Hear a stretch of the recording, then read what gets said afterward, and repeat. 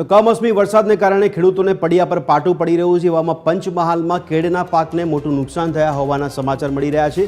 કમોસમી વરસાદને કારણે કેળના પાકને ભારે નુકસાન પહોંચ્યું હોવાનો અહેવાલ મળી રહ્યો છે। ત્યારે પંચમહાલમાં પણ કમોસમી વરસાદને કારણે નુકસાન થતું જોવા મળી રહ્યું છે। વાવાઝોડાને કારણે ખેતીમાં ભારે નુકસાન છે। કેળાની ખેતી કરતા ખેડૂતોને વાવાઝોડાએ રાતા પાણી રડાવ્યા છે।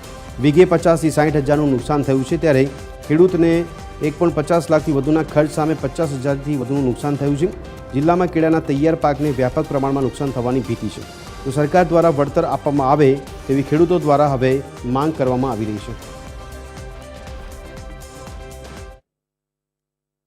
અંદાજિત 3 વીઘાની આજુબાજુ જમીન હતી મારી, એમાં 2000 થી વધુ છોડ હતા। એમાં ગઈકાલે જે સાંજે વાવાઝોડું આવ્યું તેમાં મારે અંદાજિત 250ની આજુબાજુ છોડનું નુકસાન છે, જે હાલ ઊભા થાય એવી કોઈ શક્યતાઓ નથી અને અંદાજિત 60 થી 70 હજારનું નુકસાન છે મારું। અંદાજિત મારા છોડથી ખાતરને લઈ સુધી 1.25 લાખની આજુબાજુનો કોઈ ખર્ચો હશે।